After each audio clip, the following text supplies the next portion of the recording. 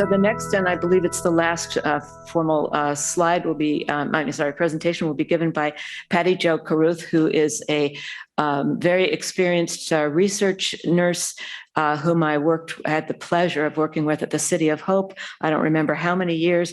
And Patty's now at Stanford, where she's doing research nurse education efforts and well capable of it, as we learned last night when we had to teach cancer to the lady in the shop before we went to dinner. So welcome, Patti Carruth.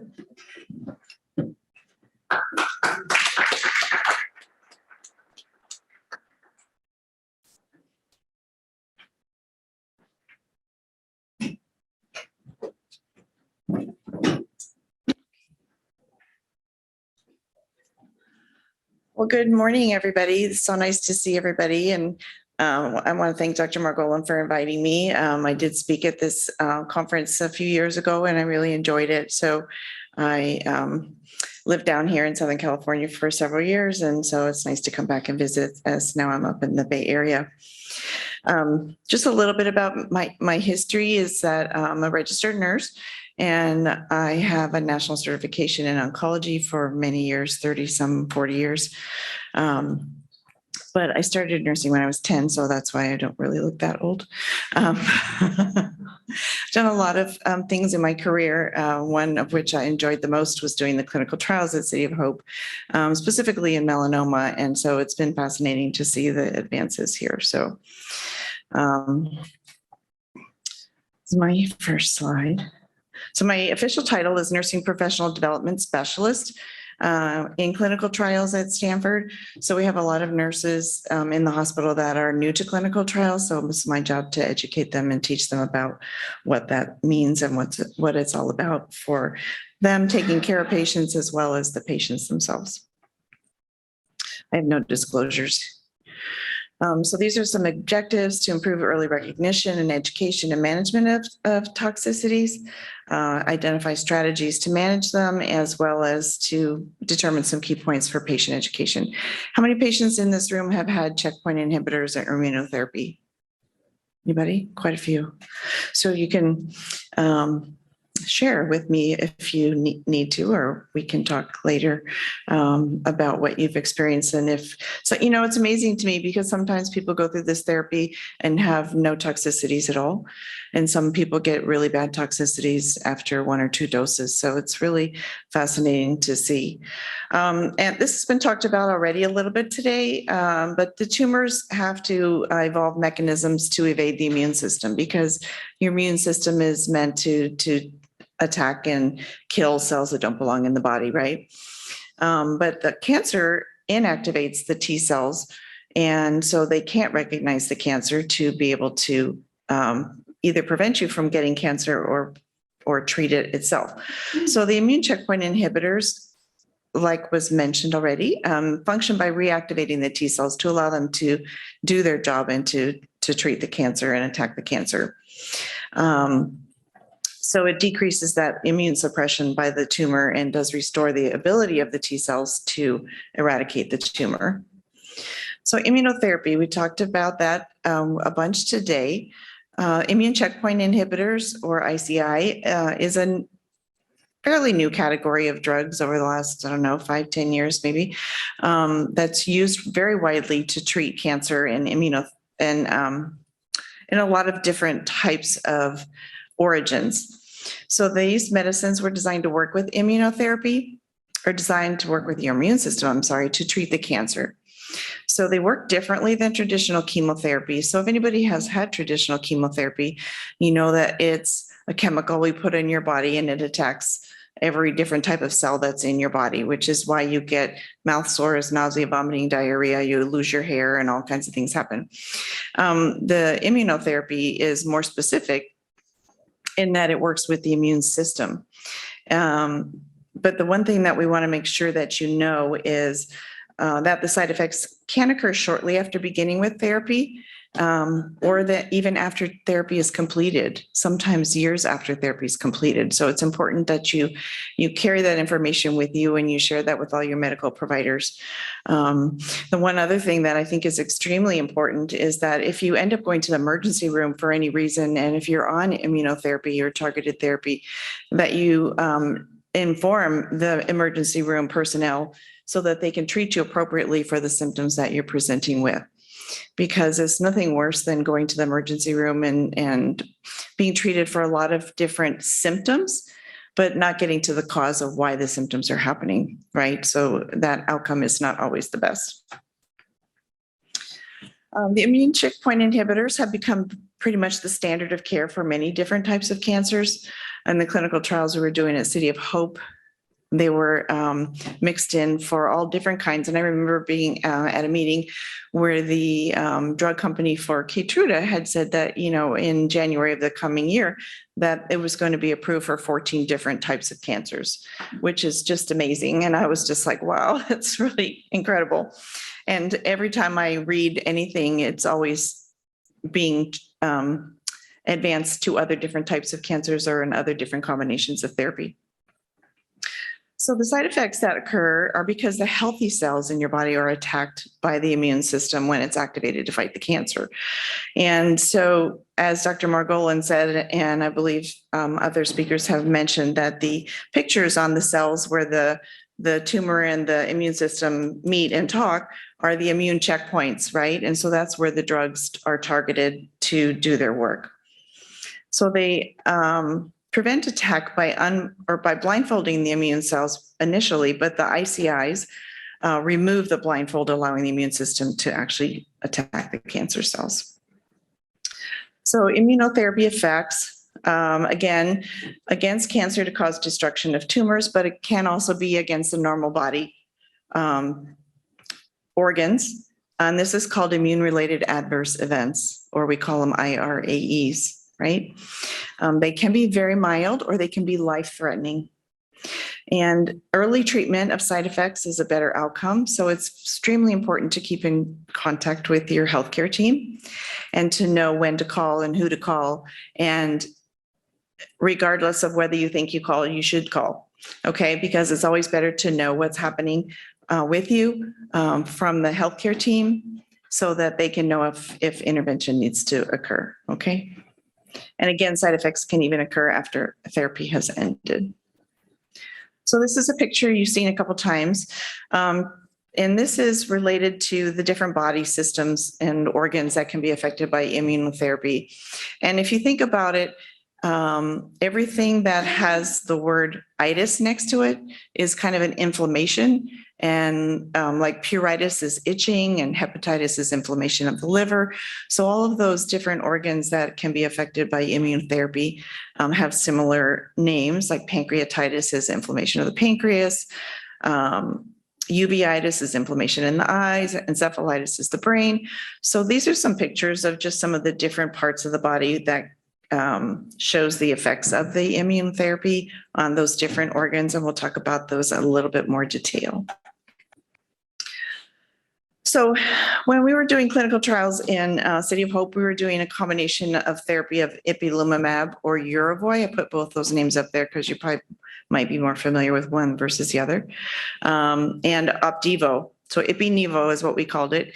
And the Ipi was 4 doses of Ipi and Nivo was initial doses followed by maintenance therapy.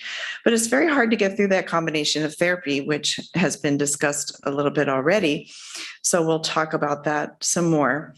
And it talks on the right-hand side of the slide about what type of target that drug has. And so this list has grown since I started, and we had ipilimumab, nivolumab, and pembrolizumab, and all the drugs below that are all new in the last, probably 5 years have been developed and are being used for different types of disease. So as you can see at the bottom, they're FDA approved for many different types of cancer: melanoma, renal cell cancer, non-small cell lung cancer, head and neck cancer, urethral cancers. When I was putting the slide together and I was doing my research, the list had about 5 things, and then I just kept typing and I ran out of room, so I stopped. But there's lots of different indications for immune checkpoint inhibitors today.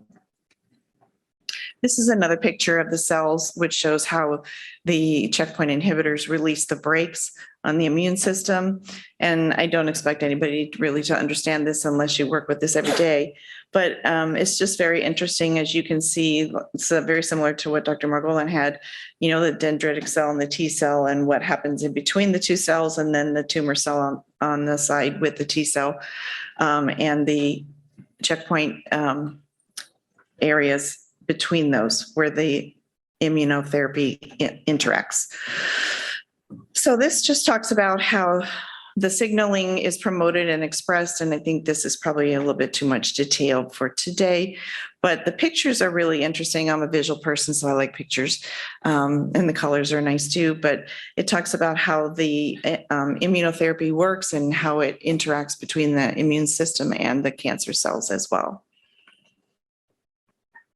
So a general assessment that's required prior to starting immunotherapy by your physician and medical team is to just go over your medical history. If you have any comorbidities, which is underlying diseases, anything with your skin or your endocrine system like diabetes or gastrointestinal, if you have a history of ulcerative colitis or Crohn's disease or any pulmonary history, asthma, pneumonia, those kind of things.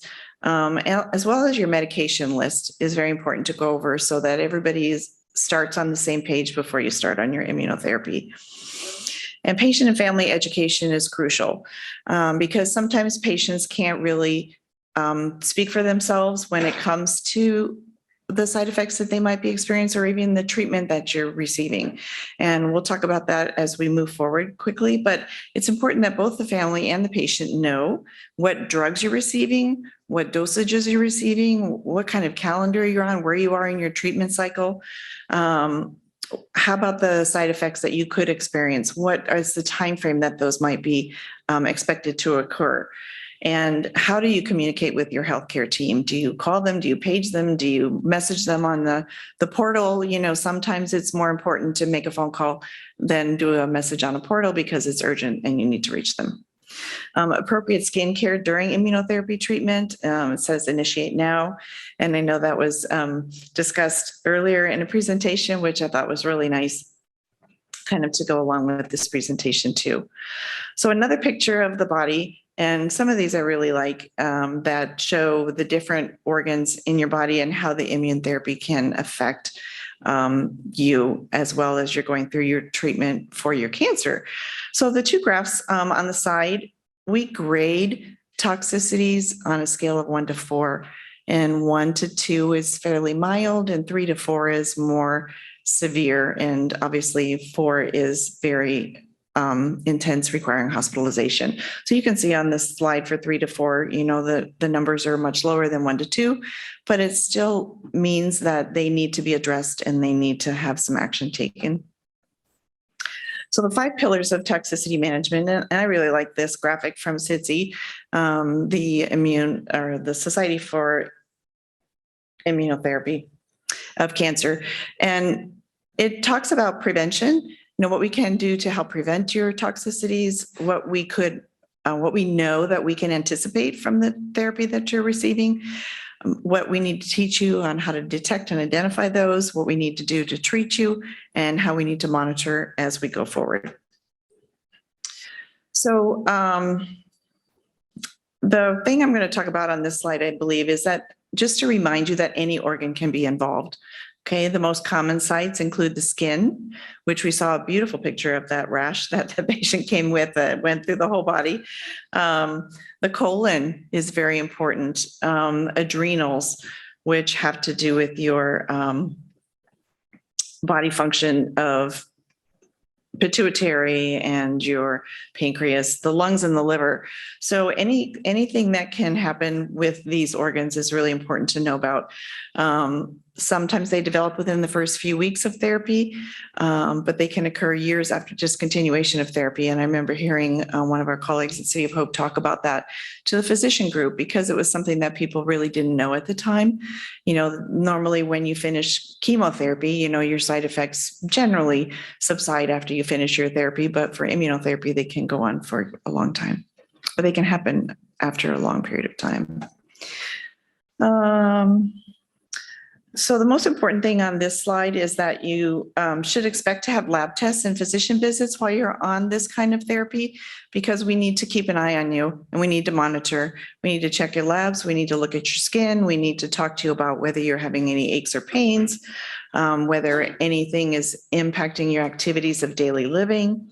And this talks about the difference in the types of drugs that are being administered and the incidence of grade 3 or higher immune-related adverse events. And you can see that the middle one has the highest, or the middle one has the middle range, but then if you combine the drugs like we talked about earlier, then the incidence of that goes up.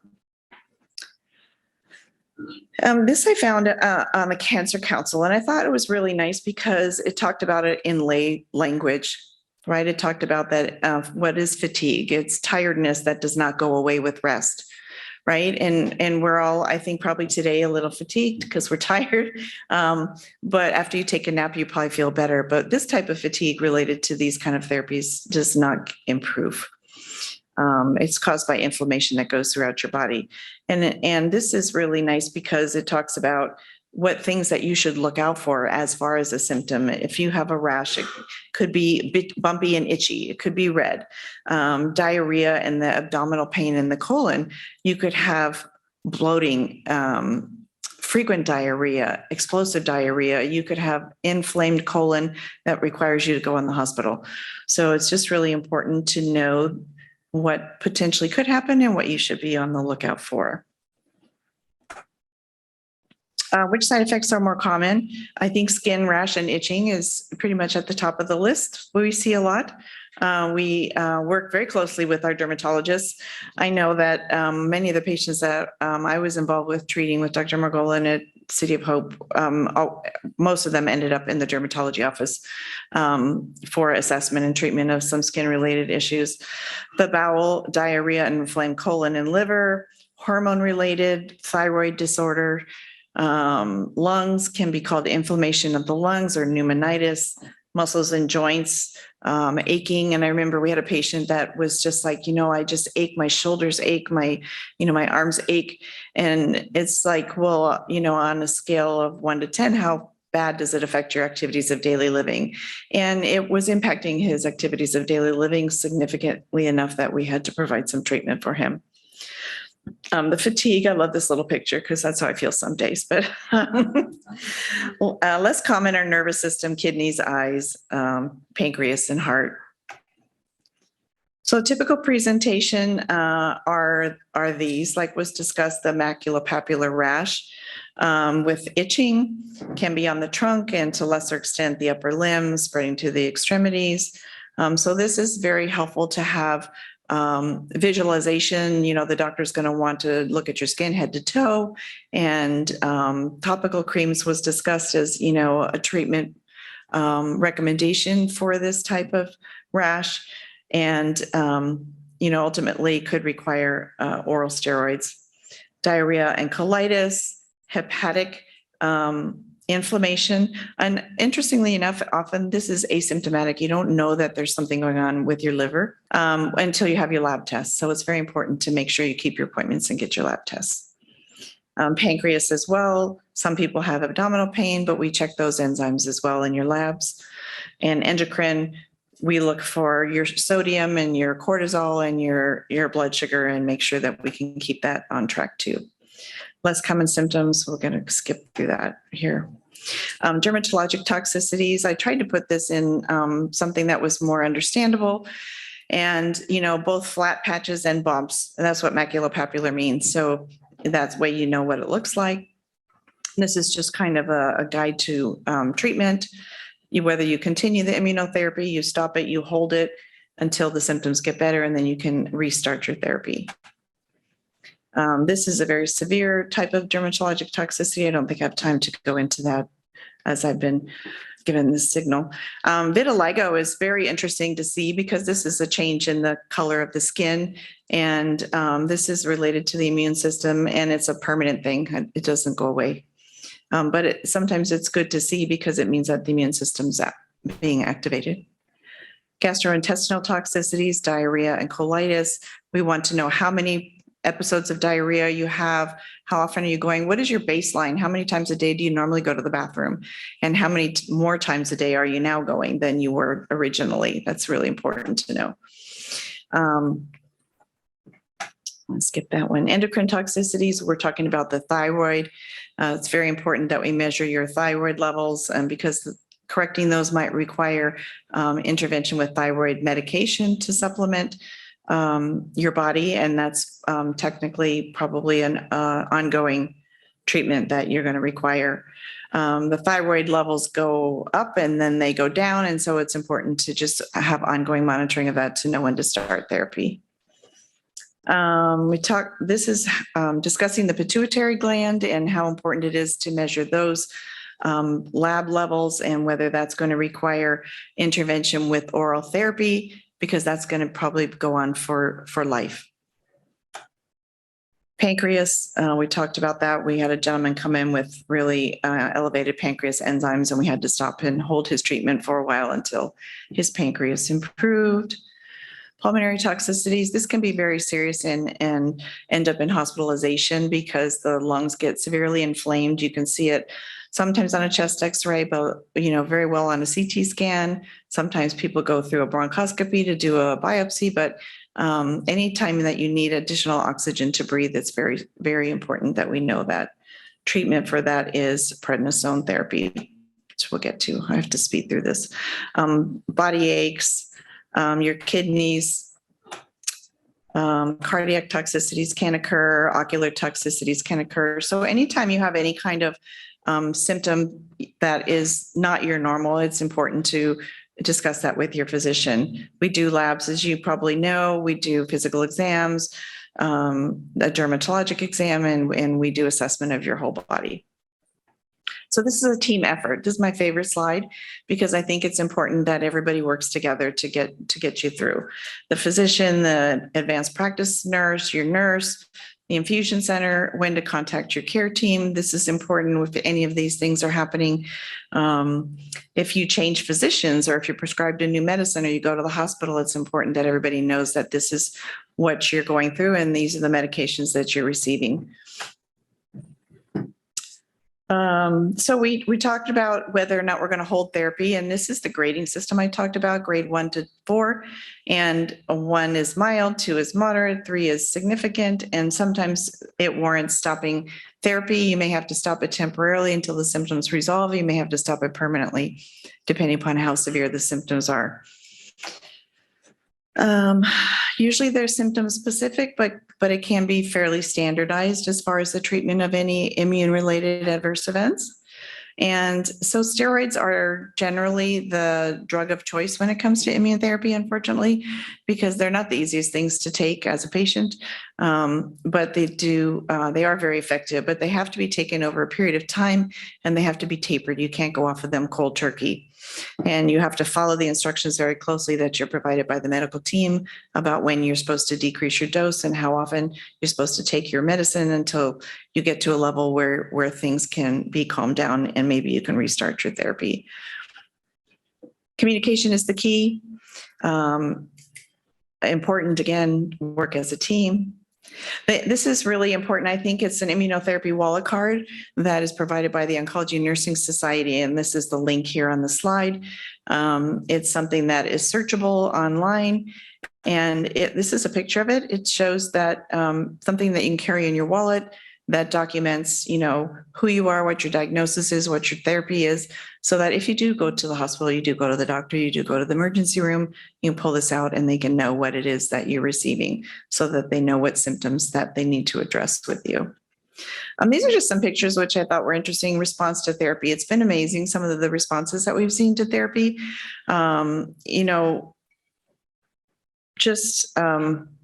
amazing. This is a picture of a patient with a squamous cell carcinoma and received one of the drugs that was on clinical trial at City of Hope. And this is the improvement that he showed over time with his disease. So it was much less disfiguring and much improved outcome. So the NCCN, which has been discussed briefly today as well from others, has guidelines for patients. And you can find those on the nccn.org, and you can type in guidelines for patients for immunotherapy side effects. It's a very useful tool. It's a fairly extensive document. It's like 60 pages, but it's written very clearly and it's easy to understand.